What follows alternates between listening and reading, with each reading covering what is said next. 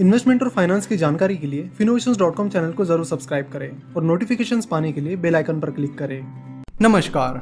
तो आज हम बात करने वाले हैं माइंडस्पेस REIT के IPO के बारे में। माइंडस्पेस REIT का IPO 27 जुलाई से 29 जुलाई तक ओपन रहेगा। लेकिन इस REIT के IPO के बारे में बात करने से पहले REIT क्या होता है इसे समझते हैं। अगर आपको REIT क्या है ये पहले से पता है तो आप इस पार्ट को स्किप कर सकते हैं। REIT का फुल फॉर्म है रियल एस्टेट इन्वेस्टमेंट्स फंड, जो कि म्यूचुअल फंड की तरह काम करता है। जैसे कि म्यूचुअल फंड में स्पॉन्सर्स, ट्रस्टी, फंड मैनेजर होते हैं, उसी तरह REIT में भी स्पॉन्सर्स, ट्रस्टी और फंड मैनेजर्स होते हैं। हम देखते हैं कि mutual funds mainly stock market और डेट इंस्ट्रूमेंट्स में इन्वेस्ट करते हैं, वही REIT फिजिकल रियल एस्टेट में इन्वेस्ट करते हैं। जनरली REITs इन्वेस्टर्स के जरिए फंड रेज करते हैं और वो पैसा generally commercial real estate properties में इन्वेस्ट करते हैं। फिर वहां से लीज और रेंट के तौर पर जो भी रिटर्न मिलता है उसे इन्वेस्टर्स के बीच बांट दिया जाता है। सेबी के रूल्स एंड रेगुलेशंस के अनुसार REIT जितना इनकम जनरेट करती है उसका 90% इनकम उन्हें इन्वेस्टर्स के साथ डिविडेंड के फॉर्म में शेयर करना होता है। अगर आप डायरेक्टली कमर्शियल रियल एस्टेट में इन्वेस्ट करते हो तो उसके लिए बहुत ज्यादा कैपिटल की जरूरत होती है, लेकिन REIT के जरिए आप कम अमाउंट से भी कमर्शियल रियल एस्टेट में इन्वेस्ट कर सकते हो। जब आप डायरेक्टली कमर्शियल रियल एस्टेट में इन्वेस्ट करते हो तो आपको दो तरह के फायदे मिलते हैं। एक तो उस रियल एस्टेट से आने वाला लीज या रेंट इनकम, और दूसरा जब उस प्रॉपर्टी की वैल्यू बढ़ेगी तो उससे मिला हुआ फायदा। REIT में भी आपको ये दो बेनिफिट्स मिलते हैं, क्योंकि REIT का जो रेंट और लीज से इनकम मिलता है वो उन्हें इन्वेस्टर्स के साथ शेयर करना होता है, और उस कमर्शियल प्रॉपर्टी की अगर वैल्यू बढ़ जाती है तो उसका फायदा इनडायरेक्टली आपको कैपिटल अप्रिसिएशन से मिलता है, यानी उस REIT की यूनिट प्राइस बढ़ने से मिलता है।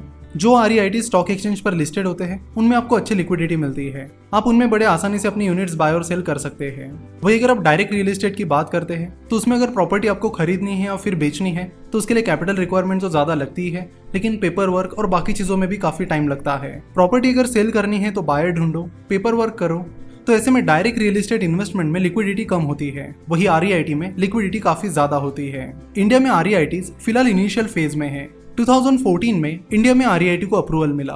उसके बाद पिछले साल ही इंडिया का पहला REIT स्टॉक एक्सचेंज पर लिस्ट हुआ, जिसका नाम था एम्बेसी REIT। और माइंडस्पेस का ये REIT स्टॉक एक्सचेंज पर लिस्ट होने वाला इंडिया का दूसरा REIT है। जो डेवलप्ड कंट्रीज है वहां पर REIT का ये कंसेप्ट काफी पॉपुलर है, और वहां पर रियल एस्टेट कंपनीज के लिए REIT ही फंडिंग का मेन सोर्स है। तो बात करते हैं माइंडस्पेस REIT के IPO के बारे में।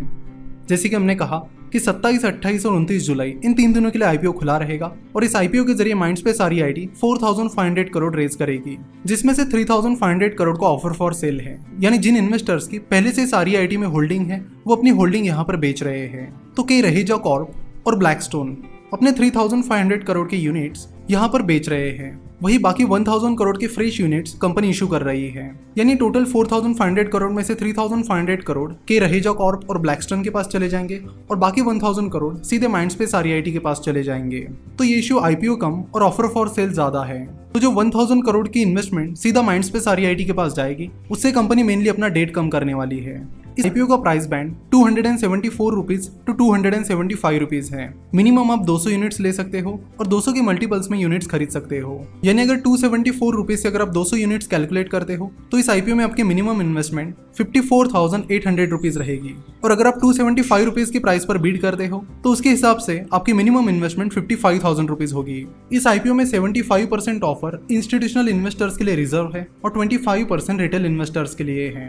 Government of Singapore, Nomura trust and banking, HSBC global investment funds, Fidelity funds, Morgan Stanley Asia, ये कुछ इन्वेस्टर्स हैं जो माइंडस्पेस REIT के IPO में इन्वेस्ट करने वाले हैं।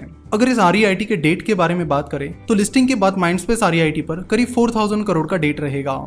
और अगर प्रॉफिटेबिलिटी की बात करते हैं तो फाइनेंशियल ईयर 2017 में इस REIT को 231 करोड़ का प्रॉफिट हुआ था, फाइनेंशियल ईयर 2018 में 161 करोड़, फाइनेंशियल ईयर 2019 में 515 करोड़, और फाइनेंशियल ईयर 2020 में 514 करोड़। कंपनी के रेवेन्यू की हम बात करते हैं तो कंपनी का 68% रेवेन्यू रेंटल इनकम से आता है, 16% फैसिलिटी मेंटेनेंस, 12% कॉन्ट्रैक्ट वर्क से, और 4% बाकी जगह से आता है। अगर माइंडस्पेस REIT के बिजनेस ओवरव्यू की बात की जाए तो इनके बिजनेस पार्क्स और ऑफिस प्रॉपर्टीज 4 सिटीज में है, Mumbai, Hyderabad, Chennai and Pune.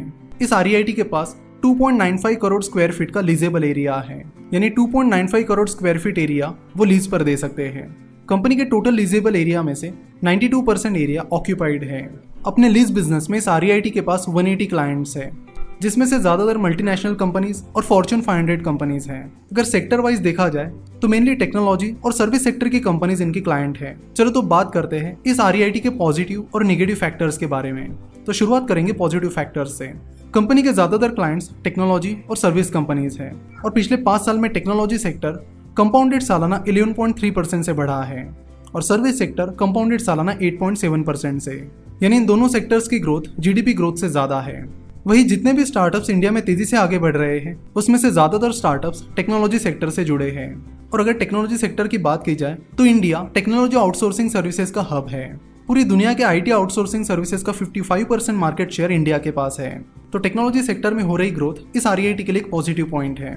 Next positive point है कंपनी का क्लाइंट बेस। कंपनी के पास बहुत ही स्ट्रॉन्ग क्लाइंट बेस है। फेसबुक, कॉलकॉम, UBS, बार्कलेज और श्लमबर्गर, इन 5 कंपनी से माइंडस्पेस REIT का 42% रेंटल रेवेन्यू आता है। साथ ही JP Morgan, Amazon, Capgemini, Accenture, ये भी माइंडस्पेस REIT के ही क्लाइंट्स हैं। तो यहाँ पर टेनेंट्स की जो क्वालिटी है वो काफ़ी हाई है, ऑक्यूपेंसी रेट भी काफ़ी हाई है और जो लीज कॉन्ट्रैक्ट्स इनके साथ हुए हैं वो भी काफ़ी लॉन्ग टर्म कॉन्ट्रैक्ट्स है। ऑन एन एवरेज इन सारी एंटिटीज के साथ माइंडस्पेस REIT ने 5 से 10 साल का कॉन्ट्रैक्ट किया है और इन कॉन्ट्रैक्ट्स के अनुसार हर 3 साल बाद रेंट 12 से 15% से बढ़ जाएगा। तो बहुत ही क्वालिटी क्लाइंट होने की वजह से लॉकडाउन के पीरियड में भी माइंडस्पेस REIT के इन प्रॉपर्टीज का ऑक्यूपेंसी रेट काफी हाई रहा है और मई 2020 में अपने टोटल रेंटल इनकम का 95% रेंटल इनकम इस REIT को मिल गया है।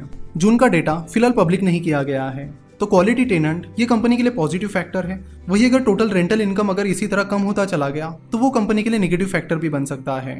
अगला इंपॉर्टेंट फैक्टर है रिटर्न्स। माइंडस्पेस REIT के पहले एम्बेसी REIT का IPO आया था। तो चलो देखते हैं कि एम्बेसी REIT ने किस तरह के रिटर्न्स दिए हैं।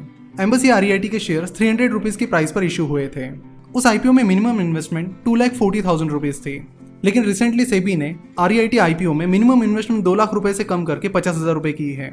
एम्बेसी REIT ने फाइनेंशियल ईयर 2020 में 1882 करोड़ का डिविडेंड डिस्ट्रीब्यूट किया है, यानी हर यूनिट के पीछे उन्होंने 24.39 रुपीज का डिविडेंड डिक्लेयर किया है।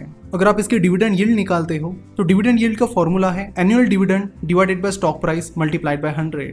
तो 24.39 रुपीज डिवाइडेड बाय 365 जो कि कंपनी की फिलहाल की शेयर प्राइस है, मल्टीप्लाइड बाय 100 जो कि निकल कर आ रहा है 6.68%।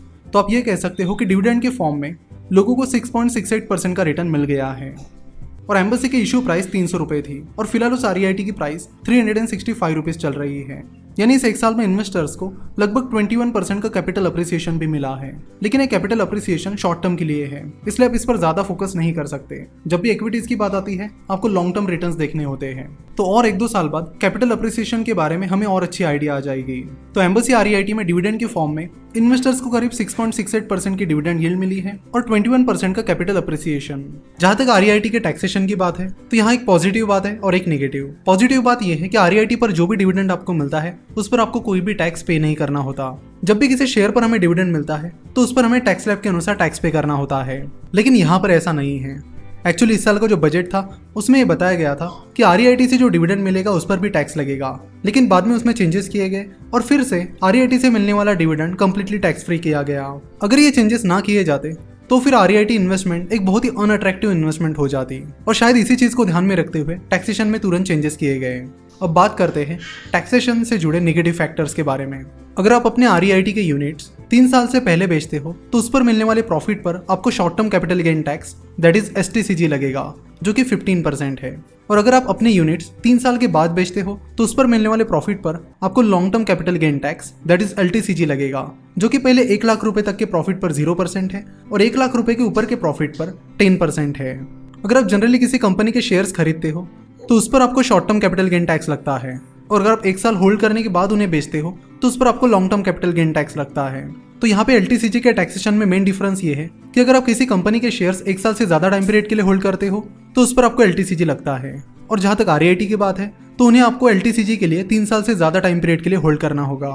तो इन्वेस्टमेंट करते वक्त ये चीज भी आप जरूर ध्यान में रखिए। तो यहाँ पर डिविडेंड इनकम में तो आपको टैक्सेशन साइड में बेनिफिट मिलता है, वही कैपिटल गेन टैक्स यहाँ इक्विटी इन्वेस्टमेंट जितना फेवरेबल नहीं है। और दूसरा नेगेटिव फैक्टर कंपनी के लिए ये है कि ज्यादातर IT कंपनीज कोविड-19 पैंडेमिक की वजह से वर्क फ्रॉम होम को प्रेफरेंस दे रही है। कुछ कंपनीज तो इन पैंडेमिक के बाद भी वर्क फ्रॉम होम को ही प्रेफरेंस देने वाली है। अगर हम TCS की ही बात करते हैं जो कि इंडिया की सबसे बड़ी IT कंपनी है तो साल 2025 तक उनका 75% स्टाफ घर से काम करेगा और सिर्फ 25% स्टाफ ऑफिस आकर काम करेगा। TCS के फिलहाल 4,18,000 टोटल एम्प्लॉइज है। साल 2025 तक ऑब्वियसली नंबर और बढ़ जाएगा, लेकिन फिलहाल 4,18,000 इस नंबर की ही बात की जाए तो 4,18,000 का 75% होता है 3,13,500। तो साल 2025 तक कंपनी के लगभग इतने एम्प्लॉइज घर से काम करेंगे। ये तो सिर्फ एक कंपनी की बात है, कई सारी कंपनीज इसी तरह के फॉर्मूला पर काम कर रही है। और जहां तक माइंडस्पेस REIT की बात है, उनके 44% क्लाइंट्स टेक्नोलॉजी सेक्टर से है। तो अगर ज्यादातर technology companies work from home को फॉलो करती है तो कमर्शियल प्रॉपर्टीज के बिजनेस पर इसका जरूर इम्पैक्ट होगा। तो मेन सवाल ये है कि ये पैंडेमिक कब तक जारी रहेगा, ये किसी को पता नहीं है। लेकिन ज्यादातर टेक्नोलॉजी कंपनीज के अनुसार वर्क फ्रॉम होम यहीं पर रहेगा ऐसा दिखाई दे रहा। लेकिन टेक्नोलॉजी कंपनीज के डिसीजंस के बाद ये दिखाई दे रहा है कि वर्क फ्रॉम होम एक नया वर्किंग फॉर्मेट रहेगा। ऑब्वियसली वर्क फ्रॉम ऑफिस कहीं नहीं जाने वाला, बिकॉज वो किसी भी बिजनेस का और कंपनी का इंटीग्रल पार्ट है। लेकिन वर्क फ्रॉम होम का फॉर्मेट आने की वजह से कमर्शियल स्पेसेस पर जरूर इम्पैक्ट होगा। तो ज्यादातर technology companies work from home का फॉर्मेट यूज करती है, तो माइंडस्पेस REIT की प्रॉपर्टीज पर भी उसका इम्पैक्ट होगा। और अगर उनका रेंटल इनकम कम हो जाता है तो आपको डिविडेंड के फॉर्मेट में मिलने वाला इनकम भी कम हो सकता है। अब सवाल आता है कि माइंडस्पेस REIT के इस IPO में इन्वेस्ट कैसे किया जाए। तो उसके लिए डीमैट अकाउंट कंपलसरी है। नीचे डिस्क्रिप्शन और कमेंट बॉक्स में दी गई लिंक पर क्लिक करके आप अपस्टॉक्स के साथ भी अपना डीमैट अकाउंट खोल सकते हैं। तो इन्वेस्टमेंट करते वक्त इन सारे फैक्टर्स को आप जरूर ध्यान में रखिए। और जहां तक REIT की बात है तो एक नया इन्वेस्टमेंट फॉर्मेट है जिसमें लोगों के पास ये अपॉर्चुनिटी है कि वो रियल एस्टेट में इनडायरेक्टली इन्वेस्ट कर पाए। आज के ये वीडियो आपको कैसा लगा कमेंट करके जरूर बताएं। वीडियो पसंद आई है तो जरूर वीडियो को लाइक कीजिए, शेयर कीजिए और चैनल को सब्सक्राइब कीजिए। जल्दी मिलते हैं एक इंटरेस्टिंग केस स्टडी के साथ। रिसेंटली हमने फिनोवेशंस का इंग्लिश चैनल भी स्टार्ट किया है, जिस पर भी हम अलग अलग केस स्टडीज और वीडियोस अपलोड कर रहे हैं। अगर आप इंग्लिश में हमारी वीडियोस देखना और सुनना चाहते हैं तो उस चैनल को जरूर सब्सक्राइब कीजिए। लिंक नीचे कमेंट बॉक्स में दी गई है। आज की वीडियो देखने के लिए और हमसे जुड़े रहने के लिए आपका बहुत बहुत धन्यवाद।